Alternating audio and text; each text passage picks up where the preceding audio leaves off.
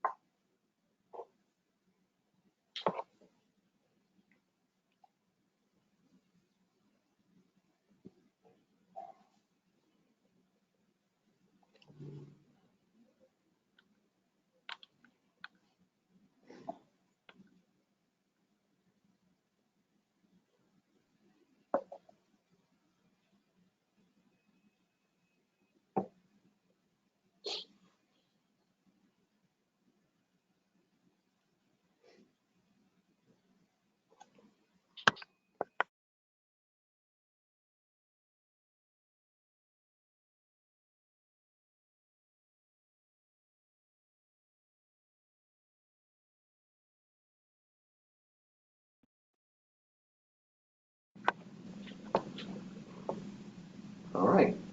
Good morning, good afternoon, and good evening to wherever you may be listening in from around the globe. My name is Steve Hoffman, Director of Business Development for GTN, and welcome to the Mobility Tax 301 webinar, the third of a three-part series on mobility tax.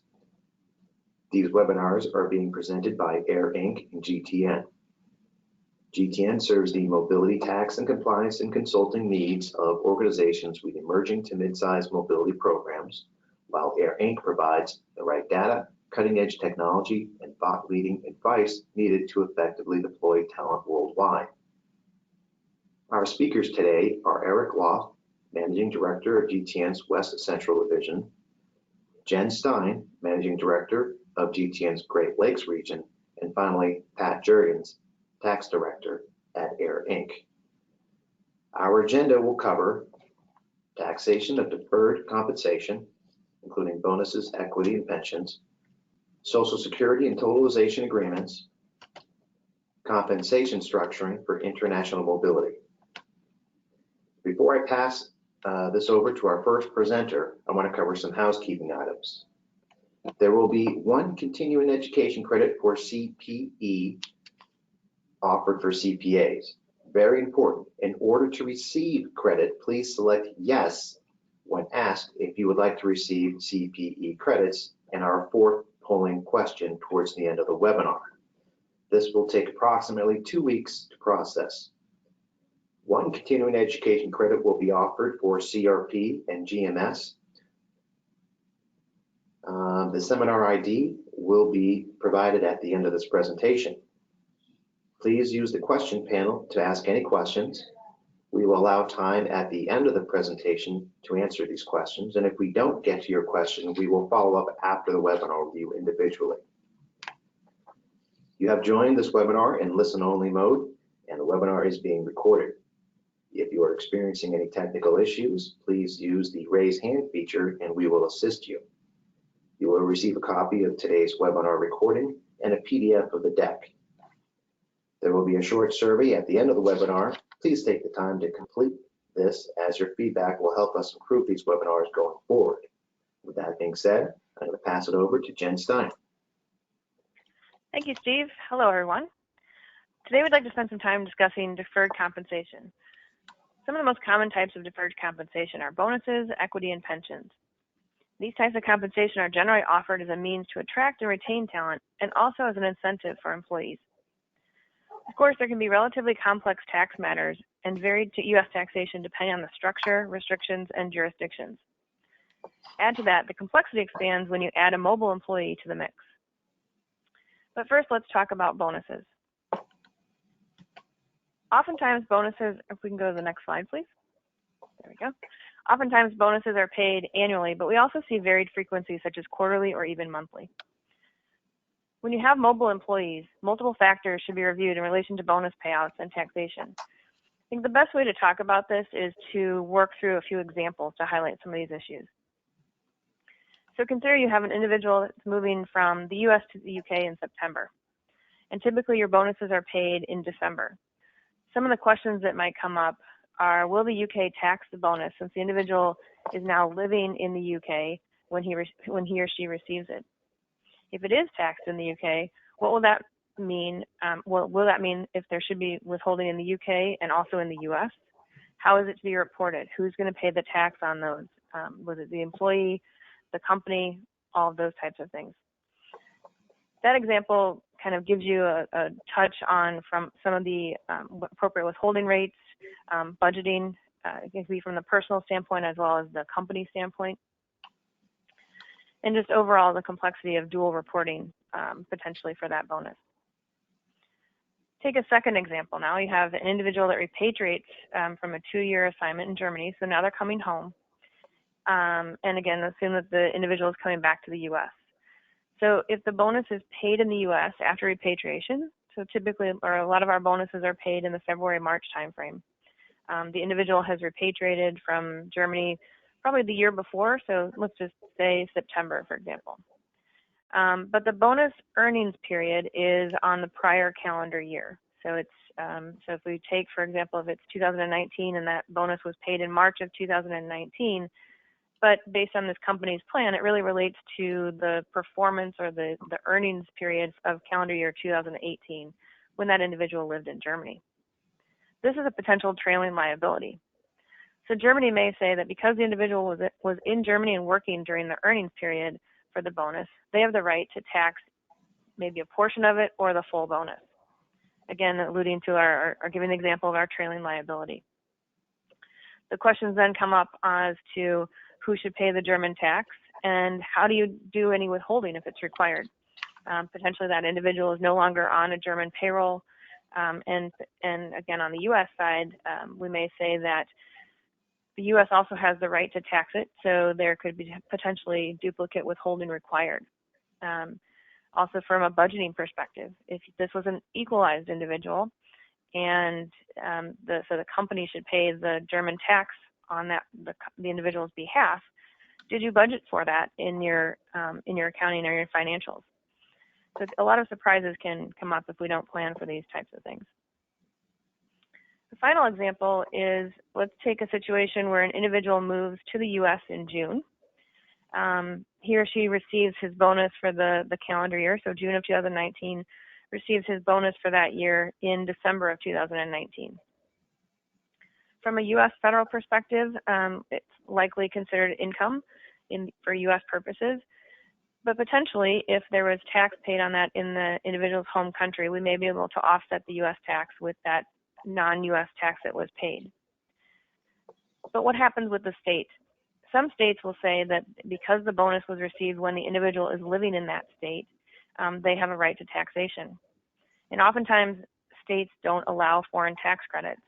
So you may have a surprise for the individual and or the company, whoever's paying that tax, in that now you have state income tax that's going to be assessed, and no one anticipated that or didn't plan for it. So those are some of the factors and examples and considerations we have to take into account for individuals with bonuses. Which brings us to our first polling question. Okay, does your company issue stock-based compensation? Yes, no, or I don't know.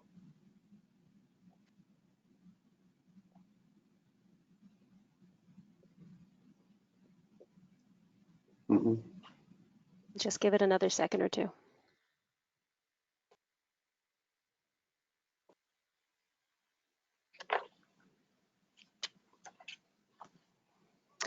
Okay, so interestingly, 44% said no and 41% said yes. And then the rest, I don't know. For those I don't know, maybe they're starting to research and figure that out. But that's an interesting split, that it's essentially 50-50 for yes and no.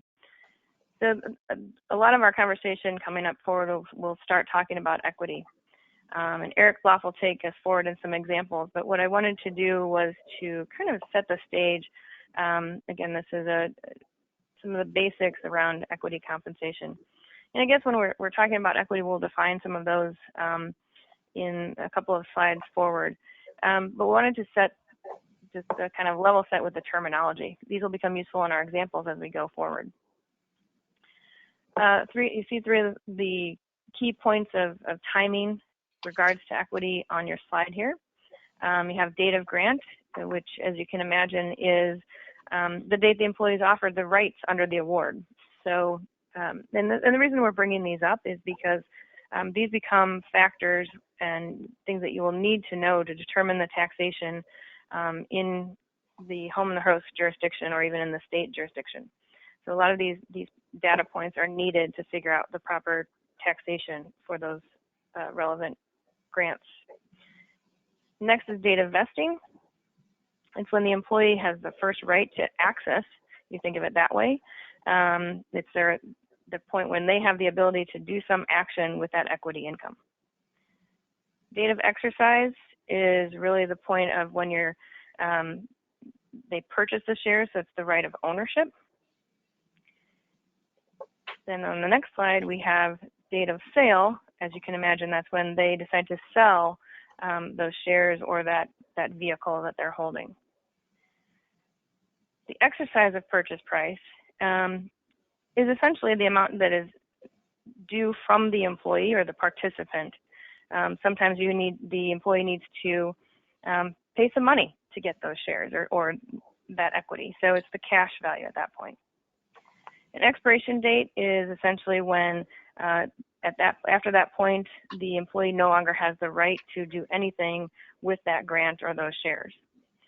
All of these become really important when you have equity issues, and especially when you have mobile employees. And as I mentioned, Eric's going to go through a couple of examples to expand on the taxation of globally mobile employees. But we also wanted to give you some guidelines on equity types.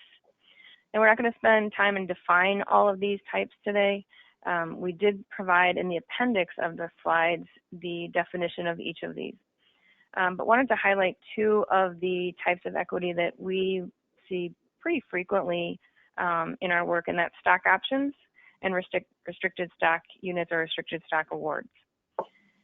So these two, excuse me, these two are granted oftentimes to our employees, as we mentioned before, it's to incentivize their employees oftentimes.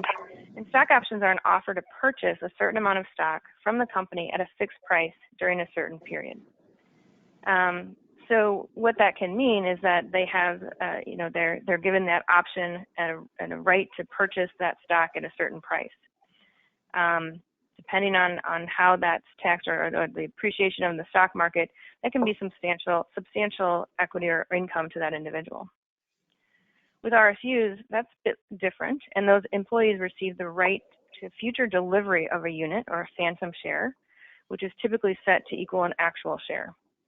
So what that means in English a lot of times is that you're given the right to, after a certain amount of time, maybe it's 3 years, maybe it's 5 years, that you would then be able to own those shares. Essentially, the company is giving you those shares. And the taxation point on that can vary depending on the country and even some of the states. So Eric's going to expand on the taxation of equity and mobile individuals as we go throughout the slides. So I'm going to turn it over to him. Well, thank you, Jen, and good morning, good afternoon, everyone. As you can appreciate from Jen's overview, there are a lot of different kinds of equity income and many different timing elements where taxation needs to be considered. So, as if expat tax is not difficult enough already, equity income tends to increase the complexity substantially because you will likely need to consider and coordinate taxation in multiple locations with differing timing and tax rules. Given that each type of equity will have its own tax treatment and considerations, our presentation today will generally be at a high level to raise awareness of possible issues and considerations. To illustrate, and as our example on the slide shows, picture an individual who is granted options in their home location and is then employed in multiple locations between the grant, vest, exercise, and eventual sale of the shares. In tax technical terms, this is what we call a mess, and the following are some of the factors that would need consideration in determining the appropriate tax treatment. The employee citizenship, tax residence at each milestone, so at grant, vest, exercise, and sale. And again, each equity type might have different variables. The employee's work days during the earnings period, the domestic tax rules that apply in the various locations. And here I want to just note that it is possible that a country or state could tax the individual on all or some portion of the equity income even after they have departed their location. And we refer to this as a trailing liability. Another consideration is the income tax treaty position between the employee's country of residence and other locations at the time of the taxable event. And also the corporate tax position. In other words, how is the expense being handled from a transfer pricing perspective? Which entity will ultimately deduct the expense? There's often a very short period of time to determine the appropriate reporting and withholding after a taxable event, so it is quite important to understand the rules and have as much information available as possible in advance to allow for efficient calculations to take place when needed. Next slide, please. As mentioned, it is best practice to plan ahead to determine the home and host country rules that would apply for a given scenario. This can enable the company to understand where taxation may occur. Here it is important to identify where company reporting and withholding is required, and also if a tax return will be needed by the employee. It goes without saying that it is important to not assume that other locations will have the same timing or basis of taxation as the United States, and we'll have a case study in a moment to illustrate this point. A common term that you'll hear is sourcing, and Jen alluded to this as well. By sourcing, we are trying to determine where the income was earned, and we use that for reporting, tax, and possibly tax relief purposes, such as a foreign tax credit. For equity income, sourcing is typically based on work days over the earnings period. And for example, with restricted stock units, U.S. federal sourcing would generally look to work days during the period between grant and vest. However, the sourcing rules can vary, and it is important to review both the home and host country rules. From a U.S. perspective as well, don't forget to consider state rules, as not all states will conform to the federal rules. For example, California would generally look at the period between grant and exercise for sourcing, while most states would follow the U.S. federal approach of sourcing between the grant and vest dates. An income tax treaty can also impact the sourcing. For example, under the U.S.-UK treaty, stock options would be sourced between grant and exercise rather than grant and vest. I mentioned that some locations may still tax all or some of the equity income even after the employee has departed due to the individual's tax residency position or employment during the earnings period. This is an area that is subject to audit, and companies have been assessed large amounts of penalties and interest for failing to follow the rules and attend to trailing liabilities. Your tax provider can assist in identifying any time considerations, what type of employer and employee obligations may exist, and what tax rate would apply. If you cover equity income under your tax policy, this is also something that you will want to review before removing the employee from your tax support list, as out of sight and out of mind is not a good formula for success in this area. Finally, pre-move planning can be beneficial. So for example, does the plan allow the options to be exercised or canceled before entering a host country to prevent a bad or an unexpected result? Could cash or a different type of incentive instead be provided to achieve your desired goals with your compensation plan? Next slide. With that, we would like to introduce a quick case study to illustrate some of the above concepts. In this example, we have an Israeli national who will receive a grant of options from an Israeli plan. The assumptions are as follows. The employee will receive an award of restricted stock units, RSUs, on March 1st, 2019 from a qualified Israel Section 102 plan. And we'll go into more detail as far as what that means from an Israeli perspective. This employee will transfer from Israel to the US 6 months after receiving the award, and the RSUs will ultimately vest in 2021, 2 years after the initial grant while the individual is in the US. Next slide. So as a summary of the tax results from this grant of RSUs, as you'll see in the appendix for our slides, and as Jen mentioned, the US will seek to tax the RSU at the point the restrictions lapse, which is the vest date in the example. In our example, the employee is a US resident, so there will be US federal taxation, and also possibly state and local as well, and Social Security. Under this type of plan, there is no taxation in Israel at the time of the vest because the shares remain in trust in Israel. So this would sound like a good result.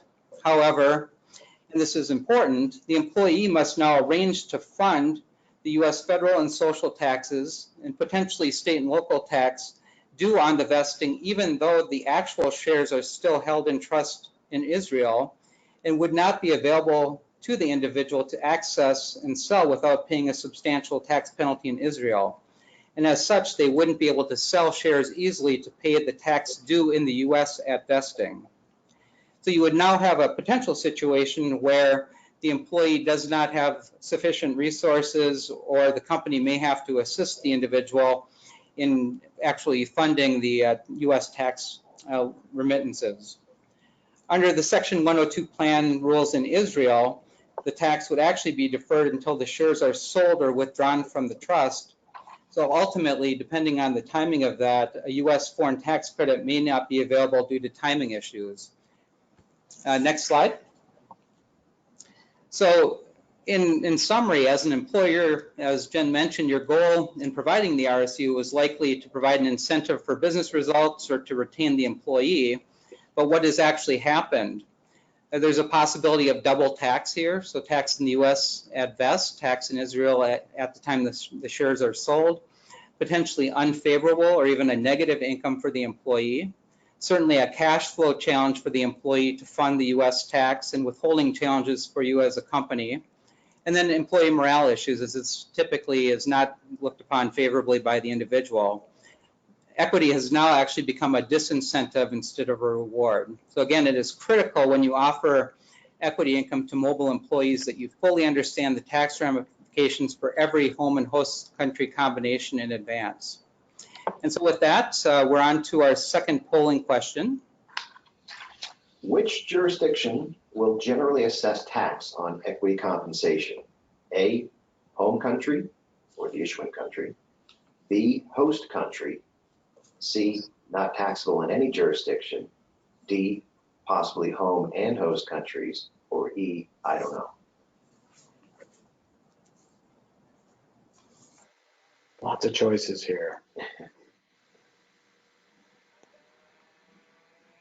We'll just give it another couple of seconds.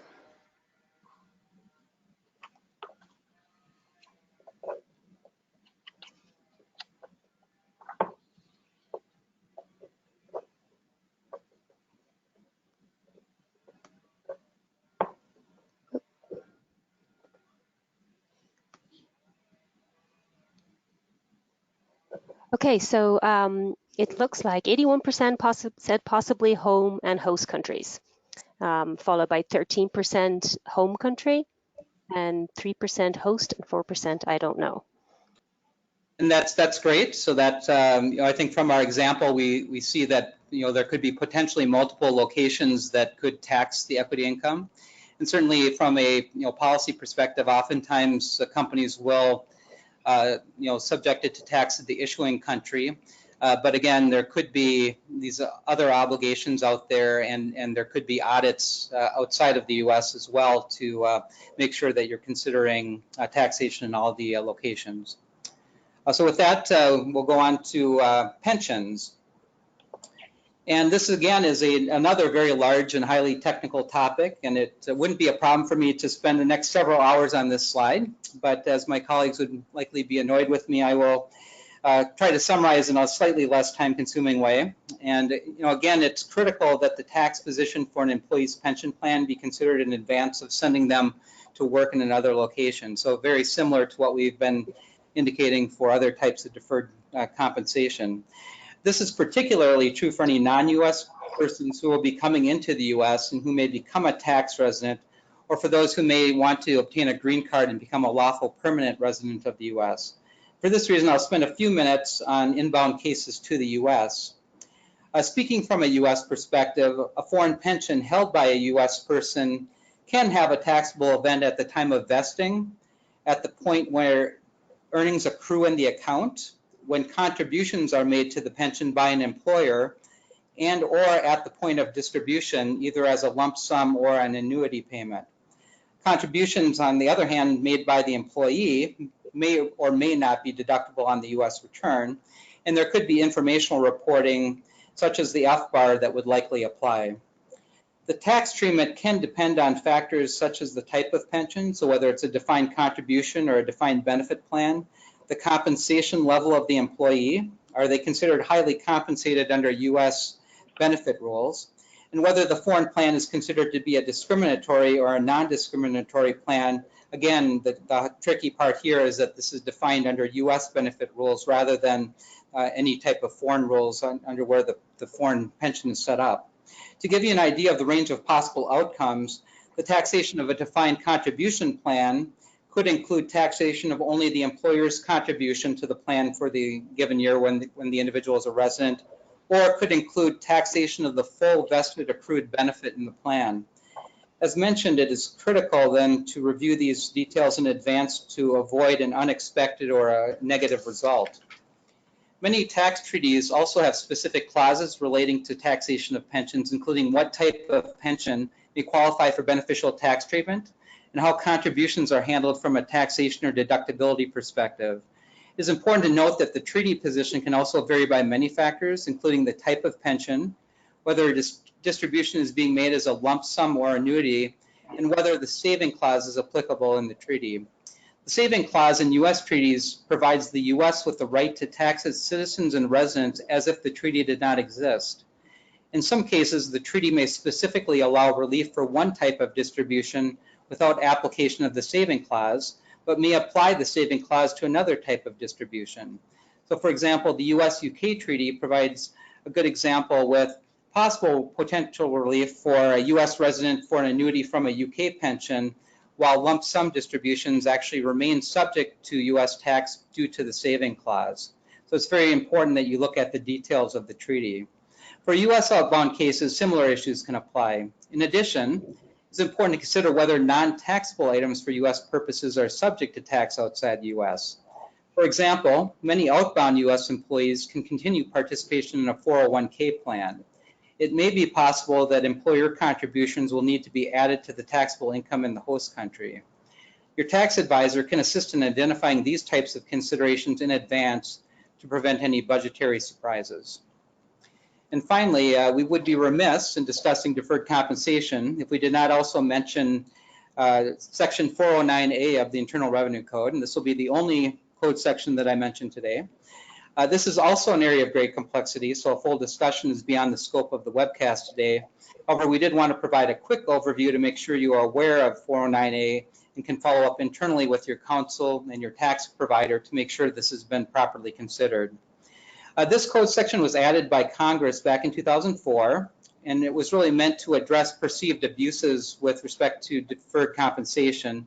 And I think many of you will remember Enron.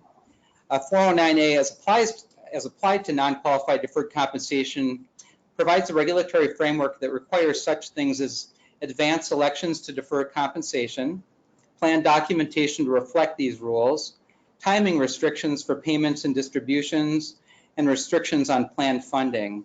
If violated, taxes imposed on the employee with deferred amounts treated as currently taxable income. Most importantly, a 20% excise tax on deferred amounts is imposed on the employee, and an interest rate is charged that is higher than typical IRS underpayment rates. Employers can also be subject to penalties for failing to report and withhold on deferred compensation. 409A is a far-reaching code section, and a sample of the types of payments that are subject or could be subject to 409A include bonuses, equity compensation, pension plan participation or benefits, so the things we've talked about already today, but also certain tax equalization payments, cash severance payments, relocation services, tax gross-up payments. It applies to U.S. employees working abroad as well, and as you would expect, this would include U.S. citizens and resident aliens who are taxed on their worldwide income regardless of where the compensation is being earned. And it also applies to non-residents with respect to U.S. source compensation. So in the end, your company will need to determine whether any compensation arrangements they have with their employees are impacted by 409A, and that documentation is in place to address the requirements.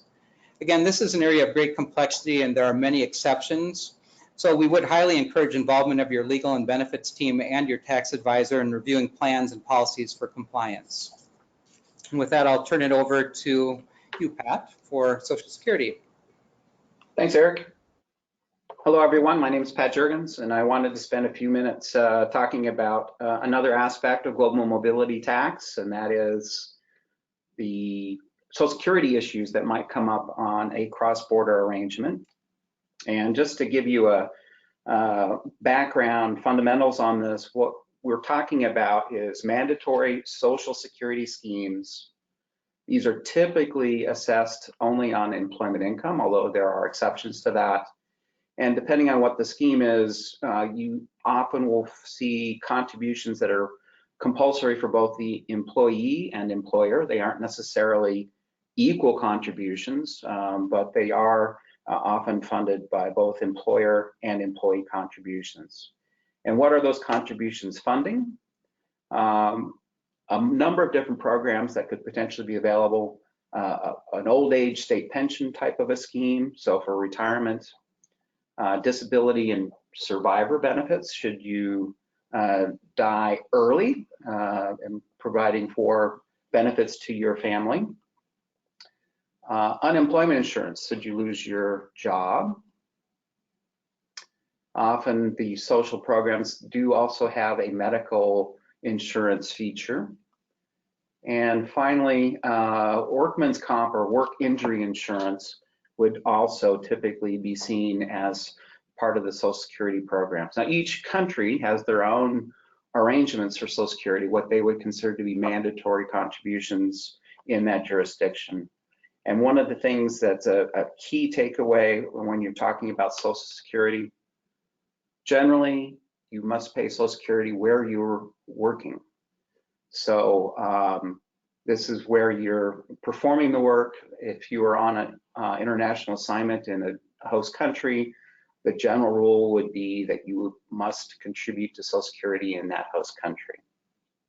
But what about if there are totalization agreements? And these are bilateral treaties of sorts between countries, and they coordinate not only the contributions that are made, but also the benefits that are available under the totalization agreement. And essentially, if you were to apply the totalization agreement, you'd be looking to request a certificate of coverage. You'd be looking to get that certificate from the Social Security office in the home country. That's where you would be continuing to make contributions. And the totalization agreements typically are continuing coverage in the home country for temporary assignments. So you'd be expecting some sort of intention to return back to your home country. And you will also need to meet criteria. So depending on the arrangement, new hires may not be able to get a certificate of coverage typically, or oftentimes you will have a requirement to have been an existing employee of the employer before applying for certificate of coverage. And what you get when you get the certificate, well, you're essentially exempt from contributions in the host country. That where are you working is where you're paying the Social Security. You would continue to pay contributions to your home country. Keeping in mind that when we're talking about contributions, it's also benefits. So the totalization agreement will also coordinate, should you retire and you're looking to claim benefits under the state pension, it would look to years of service in both schemes to decide what is the ultimate benefit that you'd be entitled to claim. So it would be also important to keep in mind that totalization agreements, even though they sound like a tax treaty, they are completely different from the income tax treaties that we've referred to in other webinars. And let's not forget special arrangements in Europe. Instead of a certificate of coverage, you'd be applying for an A1 certificate.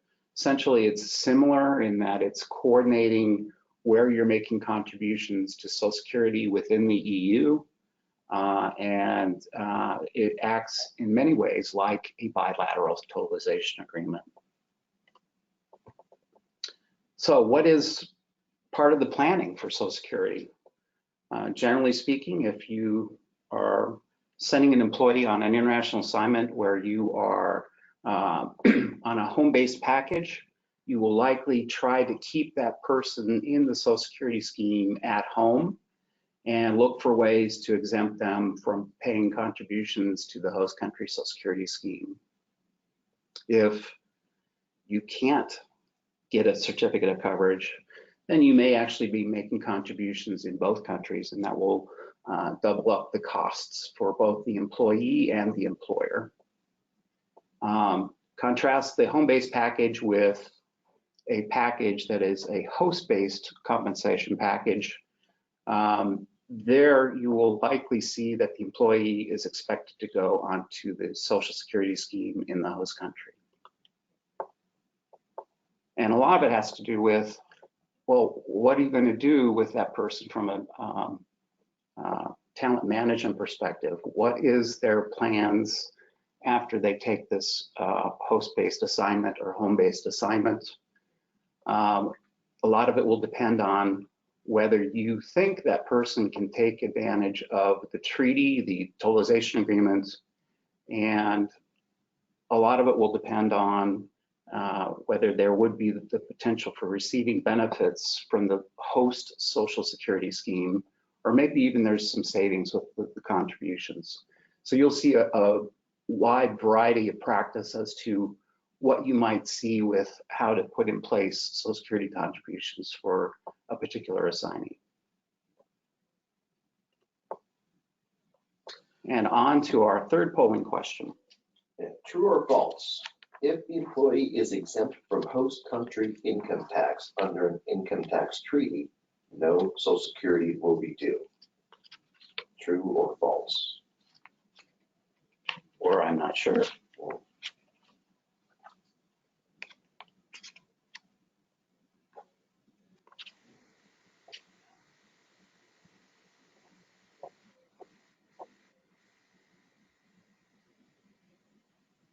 Just going to give it one more second.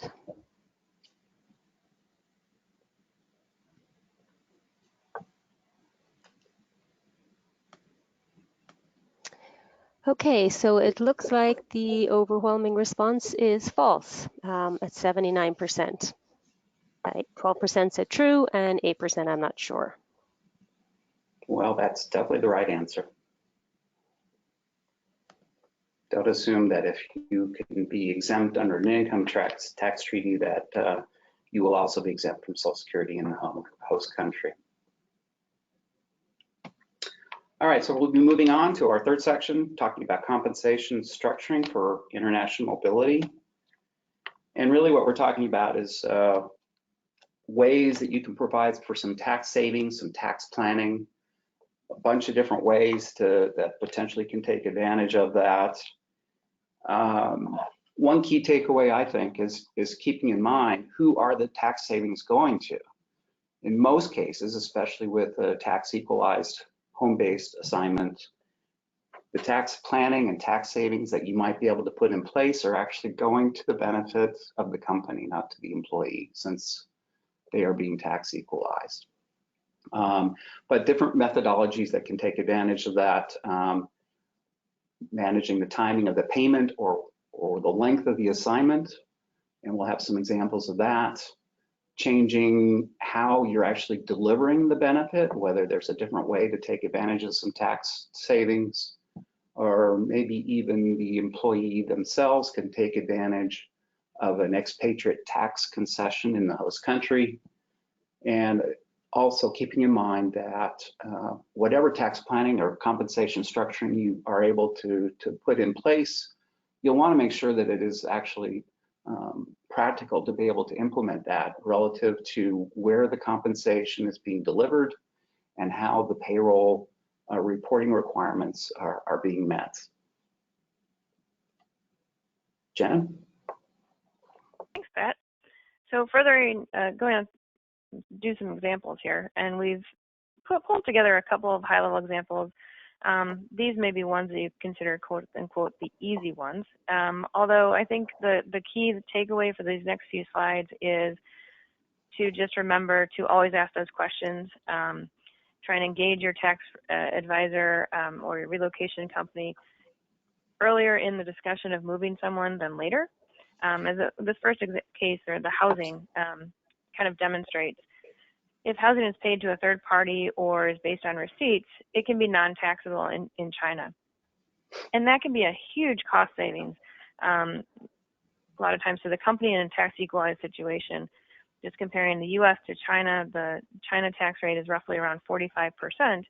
So if you can keep that housing from being taxable compensation in China, just imagine the amount of growth up in tax for an equalized individual that you'll be saving. There's some other countries that also have some housing benefits, and it's all about structuring. The UK is a prime example of that as well, and that goes into a different example later, but of the duration of the assignment. So if you can potentially structure that assignment to take advantage of those in-country options and we'll call them exclusions, for lack of a better word, you can get ahead, or already embed some tax savings into that assignment. The second topic is a big one that's been talked about quite a bit in the U.S. is moving expenses, and as we all know, that our U.S. tax practitioners are related to the moving expenses. The U.S. moving expense deduction or exclusion was suspended for the next few years under the tax law change at the end of 2017. But that doesn't mean that they're completely gone. And some countries may exclude most, if not all, of the moving expenses. So for example, in the UK, you still get around an 8,000 pound exclusion of that taxability. So while those moving expenses may be taxable in the US, that same doesn't hold true for even moving someone to the UK. In parentheses, we say, what about lump sums? The issue with lump sums from a tax perspective is the general rule, and it doesn't always hold true, but you just need to kind of ask those questions, is for the most part, cash is taxable, especially in the US where we're cash basis taxpayers. So if you're giving someone something in cash, that's more than likely going to be taxable. And as we know with our moving expense deduction being suspended in the US, you would not get a deduction for those moving expenses. So we just have to make sure that you're planning not only on your home country move, but also the host location move as well. The next one we want to talk about is per diems. And I think what I would like to say in this is that for a lot of us, we use per diems, particularly with our short-term assignments. A per diem is where you're going to be provided an allowance, if you will, or a reimbursement that's based on an IRS table. And for assignments that are up to 1 year in the U.S., if those per diems are within that IRS guideline, those may be non-taxable in the U.S. And that can be for an inbound to the U.S. assignment as well as an outbound individual. The issue, though, is that the per diem concept is really a U.S. concept. So you need to use caution when you're using per diems, as oftentimes those are reimbursed to the employee via an expense report instead of, and maybe not through a direct allowance via payroll. But take someone that moved to Germany, for example, for a 6-month assignment. Germany may not recognize that per diem is a non-taxable event. So then you run into the issue of capturing it and making sure that both parties, both the individual and the company, are actually in compliance and reviewing all of those payments that were made to him or her. Next slide, please. Some additional examples are the length of the assignment. We mentioned here about short-term assignments and qualifying for a treaty exemption. There's that common myth, the 183-day myth, that if someone is in the country for less than 183 days, there won't be any tax. That is not necessarily true, and in our experience, it's usually not true. So I think you just need to be cautious and consult with your tax advisor to make sure you don't make any assumptions. That is with the country has a treaty with those two countries have treaties with each other. You know, oftentimes we don't have treaties with countries, so you just need to make sure that you are making sure that country combination is in line as well. I think I alluded to it earlier with the length of the assignment. There can be some tax planning on certain things, such as COLA and housing, if there's a duration for that assignment. I mentioned the UK, something to look into to take advantage of. The next one is expatriate tax concessions. Some countries provide incentives for individuals that are relocating to that country. The common one that most of us are familiar with is the Netherlands and what we call the 30% ruling. Spain also has another one.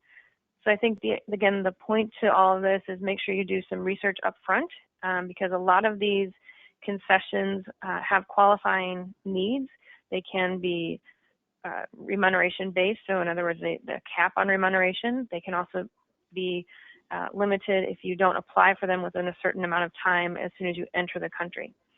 So that can be a huge cost savings, especially for those assignees. And not all of these are limited to individuals that are equalized. They may be available to your employees that are permanently relocating to another country. So again, just a good rule of thumb is to always ask those questions up front. And the next one is about the employment contract. We need to look at, the U.S. is not really a contract-based employment, but we want to make sure that you have an assignment letter and structure that assignment in order to take advantage of those tax differences. Sometimes there can be tax considerations if you're making someone a full-time employee in that jurisdiction versus an expatriate, and taking into account all of the income tax treaties, totalization agreements, et cetera. I think the point of this last bullet is really that if we can do some planning, again, ahead of time, you can do some savings there, even if it's around the contract. I think with that, we have our... Jen, is that oftentimes you have to make sure that, especially with a low-wage person going to a high-wage host country, there may be some sort of a prevailing wage that you need to meet so that you can actually get the working permits and the visas. So that's something to also consider when you're looking at this compensation structure. Absolutely. Thanks, Pat. I think that brings us to our fourth and final polling question. Does your company vary the paid delivery of allowances in order to take advantage of certain tax concessions? Yes, no, or I'm not sure.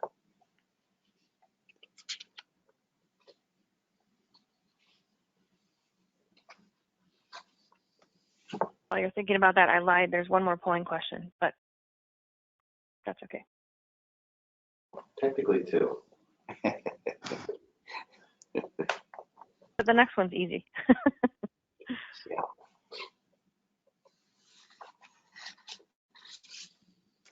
Okay, so it looks like most people have voted, so I will share the results. And they're pretty close. 38% said yes, 28% no, and 33% aren't sure.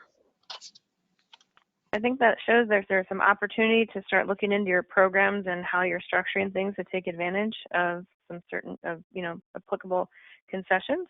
It could also depend on your country combination, but again, I don't think it hurts to take another look at that to make sure you're taking advantage of some of those concessions that are available. So our last slide today is about payroll. And we've alluded to a lot of these points throughout the presentation today. Just a couple of things we wanted to touch on is that, with compensation structuring, you always get the question, well, which payroll should the employee be on, and how should we pay them? How should we capture all of these things? So for a lot of our clients, we see that the employee remains on their home country payroll, and under an equalized scenario, the company would pay the host location tax. So what you may have there is that there's still a payroll requirement, withholding and reporting in that host jurisdiction, but you don't want any cash to be delivered to the employee because they're going to be paid on their home country payroll. So that may dictate the needs for a shadow or a host payroll. And when we say a shadow payroll, what I mean by that is, in my simplistic words, I call it a fake payroll. So we're setting up that payroll in that host jurisdiction purely to be in compliance with the reporting and the withholding requirements in that host location. But like I said, no cash is going to be delivered to the employee. But then you have the other problem that, again, being U.S.-centric for a moment, if you have a U.S. employee that goes on assignment, you have that host payroll, that's that shadow payroll being done. Some of those amounts that are being paid, for example, if it's a UK tax or a German tax, that would need to be included on the US W-2. So you have to make sure that you take into account where the payments are going from and to, and whether they need to be reported back to the home country or not. The other comment that we wanted to share is also, which Pat alluded to, with the totalization agreement and treaties. And this can be a very common one, and I'll just give it a quick sample or an example of that, is that the U.S. to Mexico. We have an income tax treaty with Mexico, so we may be able to not pay income tax for an individual moving to or from one of those countries. But we don't have a totalization agreement with that country, with Mexico. So even though that individual may be exempt from an income tax reporting or filing, there may still be a withholding and reporting requirement, which is usually the employer's responsibility for social taxes. So it brings up a lot of complexities when you have those types of situations, and potentially you're operating payrolls in two jurisdictions. I think one of the key things here is that if you think that you would only need to report in the host location those amounts paid in the host country, don't think that's going to work in most locations. So if you're paying some or all of the compensation offshore, I think you ought to plan on there being a requirement to report that and remit withholding taxes appropriately. Absolutely. And I think it also brings up another point that sometimes you have companies that will pay things through accounts payable or using a different means to make those payments. So just remember that you need to, especially for a U.S. person on an outbound assignment, you would need to capture all of those payments regardless of who's making the payment. And that's something that can be easily forgotten just because out of sight, out of mind. So a couple of thoughts there. One more thing, just before I forget. Some countries, especially in the Middle East, have what's called a wage protection system. They actually require host payroll, remittance of net compensation to a local bank account for reporting. So that could throw a little monkey wrench in your plan to pay 100% from home country payroll. Great point.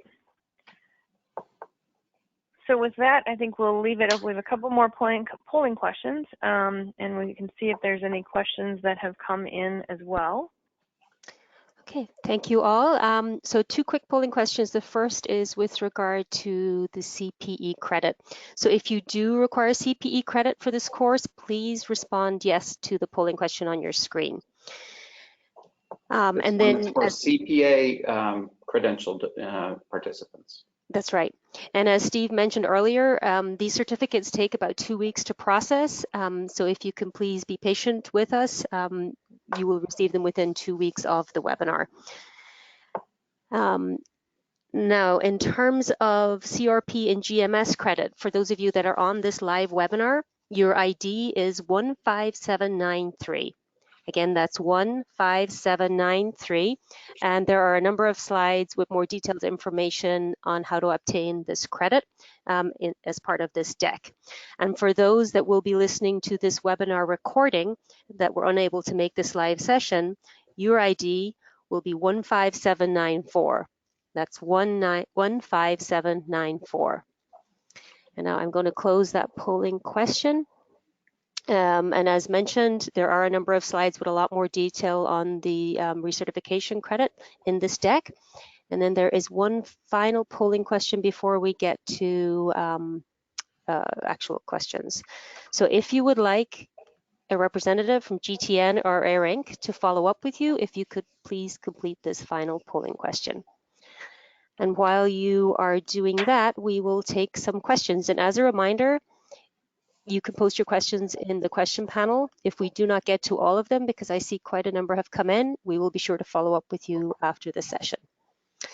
So the first question is from Amy, and she asks, how do you apply for certificates of coverage in countries other than the US? You would basically be applying for a certificate with the home country's Social Security administrator. So outbound from the United States, that would be the Social Security Administration. If it were Australia, it would be, I believe, either ATO or the superannuation fund. But essentially, you're applying for continuing coverage from your home country. Okay, thank you, Pat. And another question, this one came in from Cora. Are US IRS per diems taxable in host locations? I'll take that one. So it's going to depend, is the typical accountant's answer. It will depend on that host jurisdiction's rules. So as I mentioned in my slides, that this is essentially a US concept.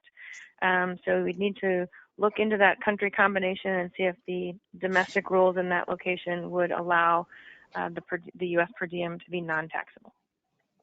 Right, thank you, Jen. And a question from Christine. From a tax policy perspective, what needs to be considered to address IRS section 409A? I'll take this one. So yeah, from a 409A perspective, it's interesting because tax equalization payments, you may not consider that to be subject to 409A, but they often do provide for deferred compensation because the payments can be delayed. The rules themselves generally allow most plans to not, to meet the 409A rules as long as the payments are not deferred any longer than the close of the second calendar year, beginning after the year that the return was originally due. From a policy perspective, to be safe, we would typically recommend that you take a look at the timing restrictions. So in essence, that it would require payment of taxes, say within the 12-month period from when the returns were filed or a final assessment was raised. And also that the employee would be liable for any tax interest penalties to the extent that it was caused by late filing. And as well, I think it's important to address the requirements for your employees under 409A. So as an example, we would recommend typically that you require the individual to repay their tax equalization within, say, 30 or often in the market, we see 60 days after completion of the calculation for the applicable year. So, again, you really need to have this documented. That's one of the requirements for 409A. So it's definitely important to address that in your tax policy. Okay, thank you, Eric. And we have time for another one or two questions. This question is from Lachelle. Do you see companies allowing the progressive tax rate to be applied to all income, both company and personally sourced, before benefits, or is it more common to see the progressive tax rate applied to all company source income before personal income is taken into consideration for tax filing? You lump them all together, I think, usually. Okay. Thank you, Pat. And let's see, another question from Gerald. If an individual is in a country for less than 183 days, then they are not subject to tax, correct? And this actually is a two-part question. And do personal days spent in a country count for the 183 days? I can take that one. So again, my typical consultant's answer is it depends. But I think the key here is you can't rely on that 183-day myth, and then it's very possible because of what your finance or accounting department are doing. If you're trying to utilize a treaty and perhaps they are doing a charge back to that country, that even if an individual is there less than 183 days, because of some of the things your finance department may be doing, that individual may be taxable. So you have to look at all the factors involved and also consider just what the individual is doing there and the domestic rules for that. The second part question I think was, our personal days, do they count towards the 183-day total? In general, it's yes. Any day of presence in a country will count towards that 183 days. Great, thank you, Jen. And we'll take one more question, and this one is from Nicole. Do you see companies, oh no, sorry, that's the same one.